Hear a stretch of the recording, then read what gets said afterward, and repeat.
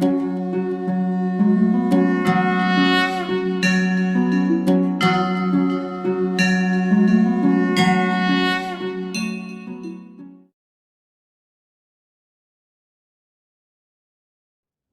Morning વિદ્યાર્થી મિત્રો. હવે આપણો ચેપ્ટર 6 મિત્રો, આનુવંશિકતાનો આણ્વીય આધાર. બરાબર.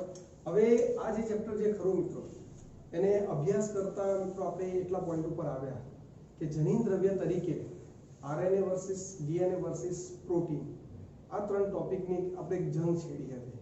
બરાબર કે નહીં? હવે એમાંથી ધીરે ધીરે એક એક ઘટકો દૂર થતા જાય છે. બરાબર. લાસ્ટ ટોપિક જે આપણો હર્સી ચેઝનો પ્રયોગ, એની અંદર આપણે જોયું કે ભાઈ એમને જે બેક્ટેરિયોફેજ વાયરસનો ઉપયોગ કર્યો. બરાબર. કે બેક્ટેરિયોફેજ વાયરસમાં મિત્રો જાણીએ છીએ કે પ્રોટીન અને ડીએનએ બે જ ઘટક જોવા મળે છે. તો એ બંનેની રેસની અંદર સ્પષ્ટ બહુમતી સાથે જીત કોની થઈ મિત્રો? ડીએનએની થઈ. બરાબર કે નહીં? જો પ્રોટીન વર્સિસ ડીએનએ, આનુવંશિક દ્રવ્ય લઈને જે વિવાદ હતો તે હર્સી અને ચેઝના પ્રયોગ પરથી શું થયો? ઉકેલાઈ ગયો. ચિત્ર આખું ક્લિયર થઈ ગયું કે ભાઈ સર્વમાન્ય થઈ ચૂક્યું છે કે ડીએનએ જ આનુવંશિક દ્રવ્ય સ્વરૂપે શું કરે છે? કામ કરે છે. ચલો ક્લિયર? ઓકે, આગળ વાત કરીએ. પછી પાછો એક પ્રશ્ન આવ્યો કે ચલો ઓકે, એ બે રેસમાં તો ડીએનએ જીતી ગયો. બરાબર. પણ આગળ એક પોઈન્ટ એવો આવ્યો કે ભાઈ ઘણા એવા સજીવો જોવા મળે, ખાસ કરીને પેલા જે નીચલી કક્ષાના સજીવો, વાયરસ પ્રકારના. બરાબર. કે જેની અંદર જનીન દ્રવ્ય તરીકે શું જોવા મળે છે મિત્રો? આરએનએ જોવા મળે છે. બરાબર. એટલે ત્રણ હતું ને આપણું, DNA versus RNA versus protein. Protein સાઈડમાં ચાલી ગયો, પણ હવે આ બે વચ્ચેની થોડી ઘણી જંગ હજુ પણ ચાલુ હતી. તો કેટલાક વાયરસમાં આરએનએ જનીન દ્રવ્ય તરીકે જોવા મળે છે. જેમ કે આપણે ઉદાહરણ આપ્યું છે ટીએમવી, ટોબેકો મોઝેક વાયરસ. બરાબર.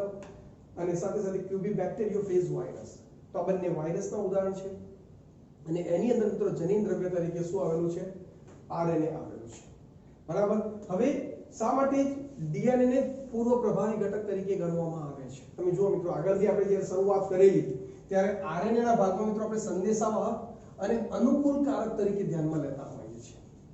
બરાબર કે નહીં? સંદેશાવાહક મિત્રો મેસેન્જર આરએનએ, અનુકૂલકારક તો ટ્રાન્સફર આરએનએ ને બધા જોડાણનું કાર્ય કરે. ખબર પડી? તો ત્યાં મિત્રો એક પ્રશ્નાર્થ હતો કે ભાઈ ચલો ડીએનએ વર્સિસ આરએનએ છે, તો આપણે એટલું તો ક્લિયર જ છે, માની લીધું છે કે ડીએનએ જનીન દ્રવ્ય છે. પણ છતાંય વાયરસ જેવા સજીવોમાં જો આરએનએ જનીન દ્રવ્ય તરીકે જોવા મળે છે, બરાબર, તો કંઈક એવી આપણે સાબિતીઓ આપવી પડે કે ભાઈ જનીન દ્રવ્ય તરીકે નહીં, આરએનએ કરતા વધારે બેટર કોણ છે? ડીએનએ છે. બરાબર. એટલે આપણે કહી તો દીધું છે કે ભાઈ ડીએનએ પૂર્વ પ્રભાવી છે, આનુવંશિક દ્રવ્ય તરીકે છે, જ્યારે આરએનએ સંદેશાવાહક અને અનુકૂલકારક જેવા સક્રિય કાર્યો કરે છે. મતલબ પ્રોટીન સંશ્લેષણના જે બધા કાર્યો ખરા, પ્રોટીન નિર્માણના કાર્યો આપણા શરીરમાં, એમાં આરએનએ સીધો ભાગ લેતો જોવા મળે છે. બરાબર. તો બંને ન્યુક્લિક એસિડ અણુઓની રાસાયણિક સંરચનાનો ભેદ આપવાના છે આપણે. બંને વચ્ચે રાસાયણિક ભેદ શું છે? કેમ ડીએનએ વધારે સારો છે અને આરએનએ થોડો પાછો પડી જાય છે? બરાબર. એટલે ફરીથી જો મિત્રો એ જ સિમ્બોલ આપણો ડીએનએ વર્સિસ આરએનએ, એ બે વચ્ચેની થોડી આપણે ચકાસણી કરવાની રહે છે.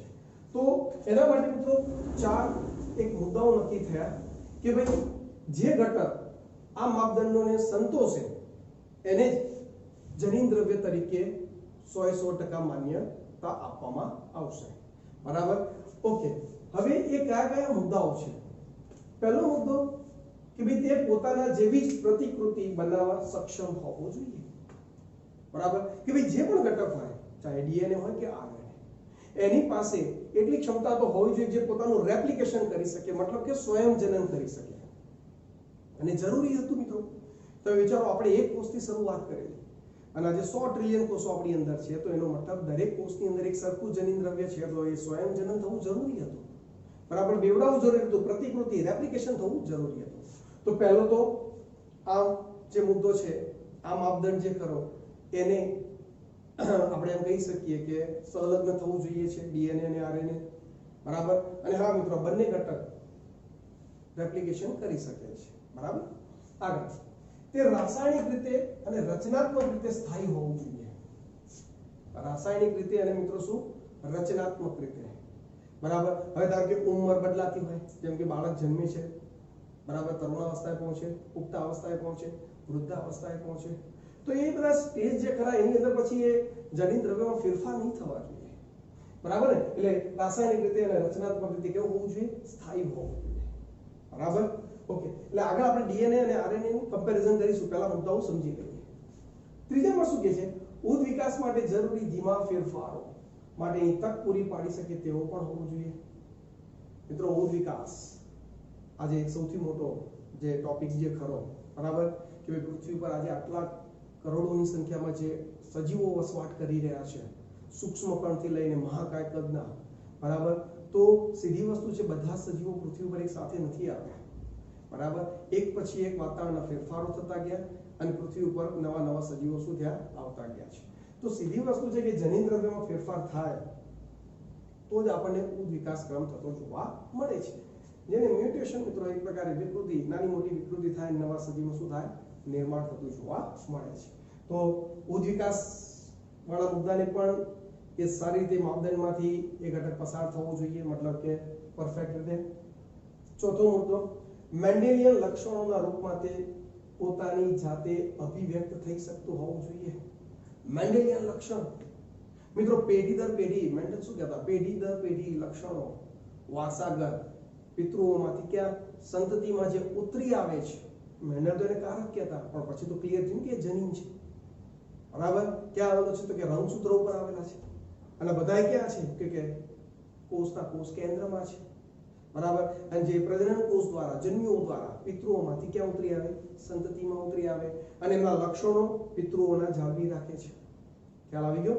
તો જે ઘટક, ચાહે ડીએનએ હોય, આરએનએ હોય કે પ્રોટીન હોય, જે ઘટક આ સાથે તાદાત્મ્ય સાધે એ ઘટકને જ નંબર 1 પોઝિશન આપવી, કોના તરીકે? જનિત દ્રવ્ય તરીકેની, બરાબર.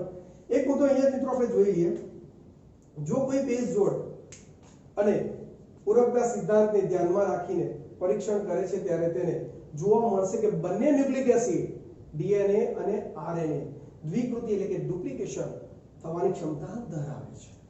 એટલે પહેલા મુદ્દા માટે તો આપણે મેં તમને કીધું કે ડીએનએ અને આરએનએ બંને મિત્રો ભિન્ન થતા જોવા મળી રહ્યા છે.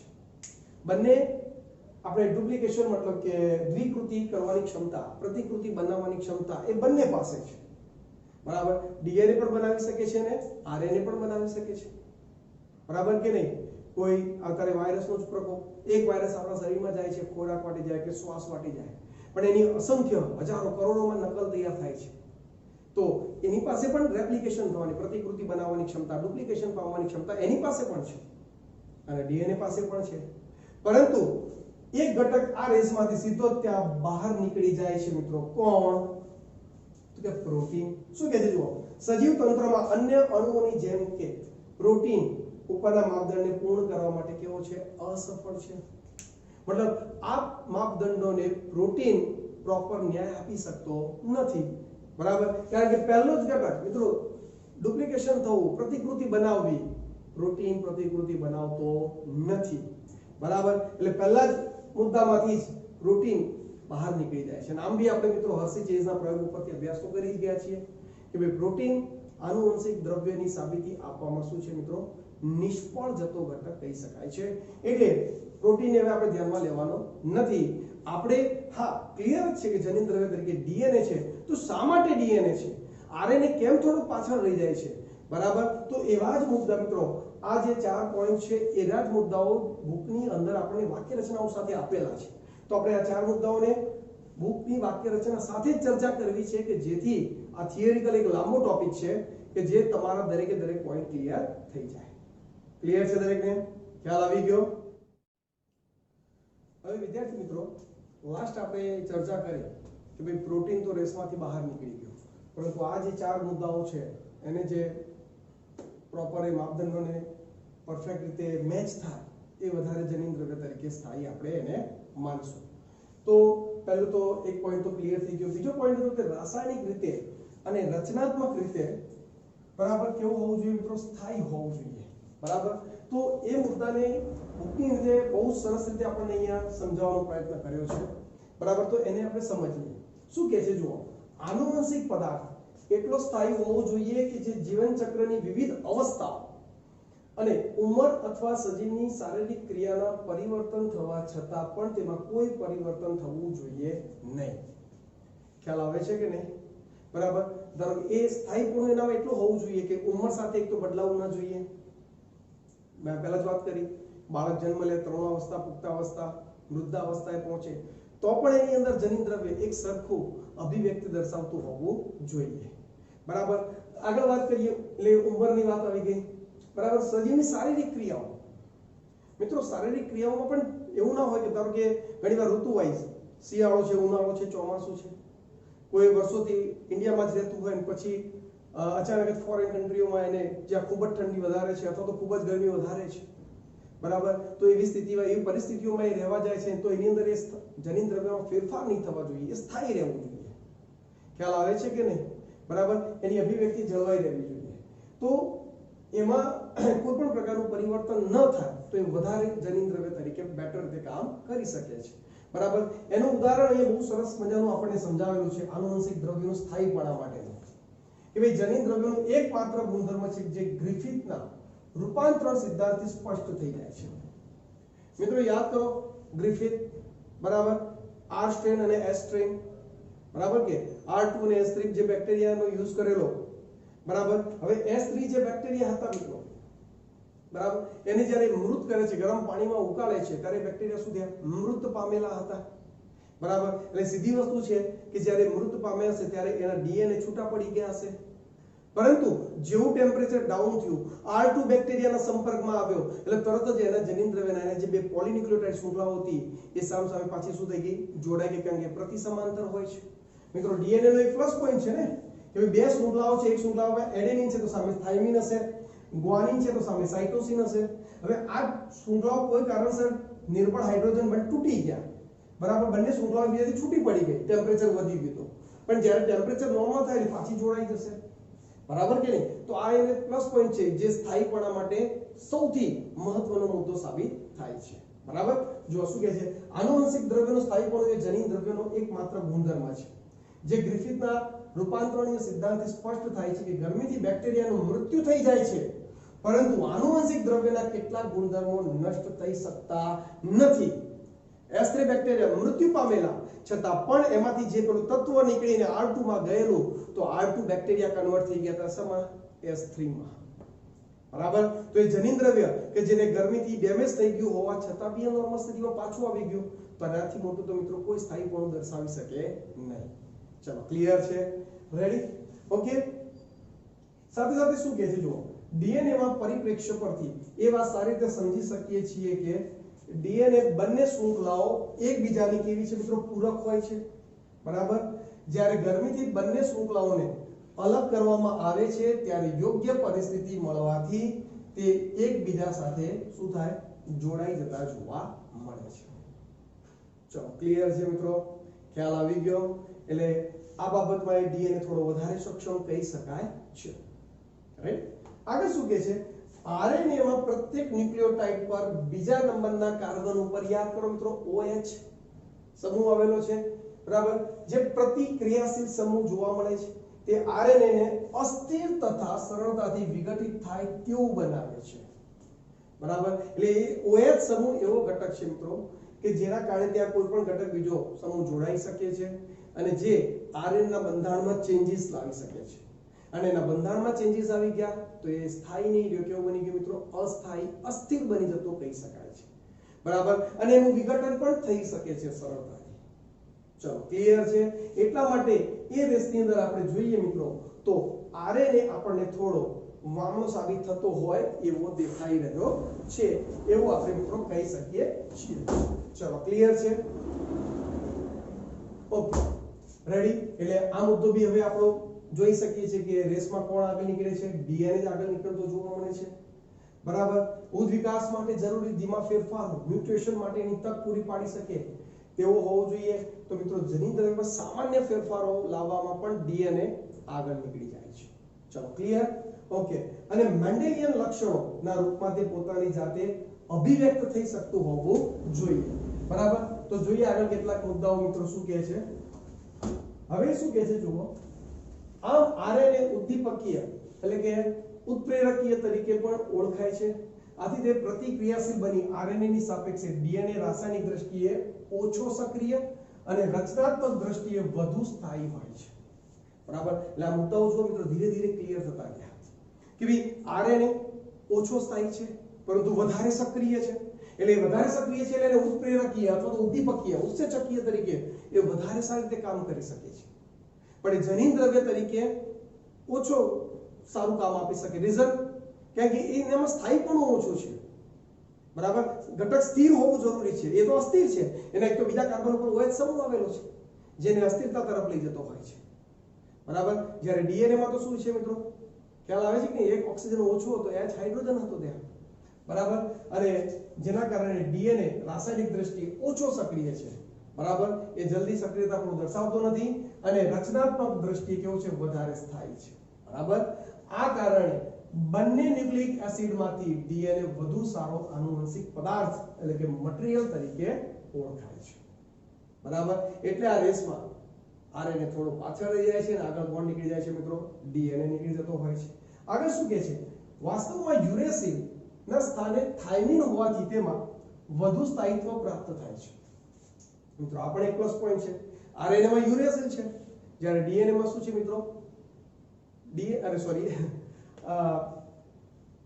જ્યારે કે આરએનએ ની અંદર યુરેસિલ છે જ્યારે ડીએનએ માં શું છે મિત્રો? થાઇમિન છે. તો થાઇમિન ની હાજરી એને વધારે સ્થાયીપણું દર્શાવે છે. અને મિત્રો એટલું ડીપમાં આપણે અહીંયા આવતું નથી પરંતુ એ તમે ઉચ્ચ વર્ગોની અંદર બરાબર ડીએનએ ના સમારકામમાં બરાબર એમાં તમે એને અભ્યાસ કરશો. બરાબર. આગળ વાત કરીએ જો શું કહે છે? બંને ડીએનએ અને આરએનએ વિકૃત પામી શકે છે. વિકૃતિ બંનેમાં છે. બરાબર. વાસ્તવમાં આરએનએ અસ્થાયી તેમજ ઝડપી વિકૃત બને છે. આરએનએ અસ્થાયી છે એટલે સીધી વસ્તુ છે, ઝડપી વિકૃત થવાનું. ડીએનએ સ્થાયી છે એટલે એમાં વિકૃતિ આવી શકે છે પણ સમય લે છે અને વિકૃતિ એક પ્લસ પોઈન્ટ છે એનો. થોડે ધીમી વિકૃતિ આવી જેના કારણે ઉદ્વિકાસ થઈ શકે. ખ્યાલ આવે? એટલે ધીમી વિકૃતિ આવી એક સારો પોઈન્ટ છે પણ આરએનએ માં અસ્થાયીપણાના કારણે એમાં વિકૃતિ કેવી બને છે મિત્રો? ઝડપી બનતી જોવા મળે છે. બરાબર.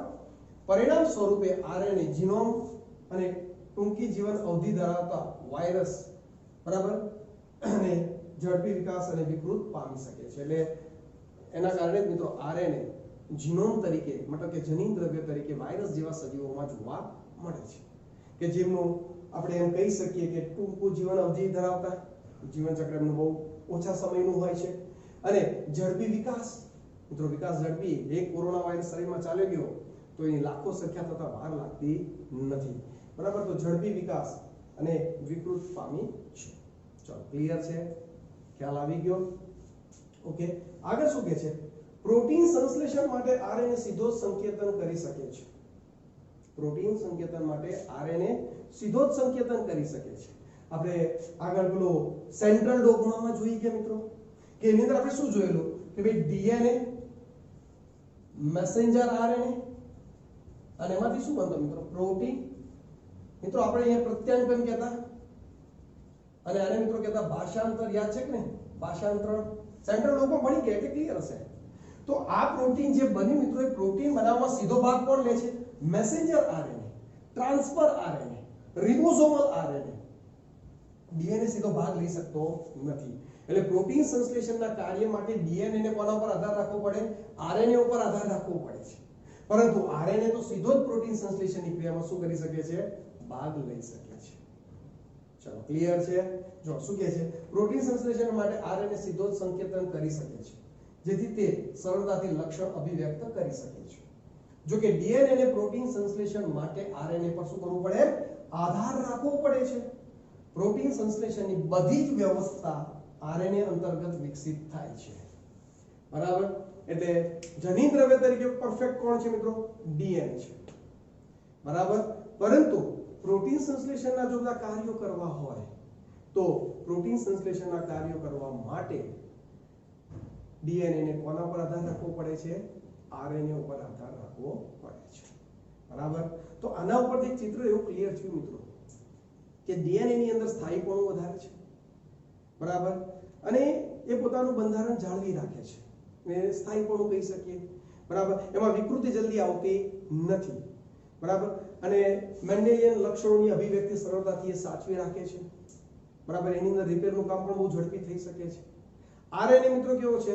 અસ્થિર છે, અસ્થાયી છે, ઝડપી વિકૃત પામી શકે છે, બરાબર, વધારે પડતો ક્રિયાશીલ છે, ડીએનએ ઓછો ક્રિયાશીલ છે. તો આ બધી વાતો ઉપરથી એક ચિત્ર ક્લિયર થતું જોવા મળે છે કે ડીએનએ વધારે જનીન દ્રવ્ય તરીકે વધારે સારું રિઝલ્ટ આપી શકે છે, બરાબર, જ્યારે આરએનએ ઉત્પ્રેરક તરીકે, બરાબર, ઉદ્દીપક ઉત્સેચક તરીકે અથવા તો આપણી જનીનિક માહિતીનું સ્થાનાંતરણ, તમે જો જનીનિક માહિતીનું સ્થાનાંતરણ શરીરમાં કયા પ્રકારનો પ્રોટીન બનશે નક્કી કોણ કરે છે? ડીએનએ. પણ એ માહિતીને લઈ જાય છે કોણ કોષરસમાં પ્રોટીન બનાવવા માટે? Messenger RNA. કામ કોણ કરે છે? Transfer RNA. ખ્યાલ આવે છે કે નહીં? તો એ બધા મતલબ કે માહિતી, જનીનિક માહિતીના વહનમાં આરએનએ પરફેક્ટ કામ કરી રહ્યો છે, પણ જ્યારે આનુવંશિક દ્રવ્યની વાત આવે છે, બરાબર, ત્યારે ડીએનએ બેસ્ટ ઘટક તરીકે ગણવામાં આવે છે. ચલો, ક્લિયર છે દરેકને? ખ્યાલ આવી ગયો વિદ્યાર્થી મિત્રો? તો અહીંયા આપણે જે આપણા ટોપિકની શરૂઆત કરી હતી એની અંદર આપણે જોયેલું કે આ 4 માપદંડોને જે સૌથી બેસ્ટ રીતે સપોર્ટ કરતું હશે એને જ આનુવંશિક દ્રવ્ય તરીકે વધારે ન્યાય આપવામાં આવે છે. અને એ રેસમાં મિત્રો કોણ?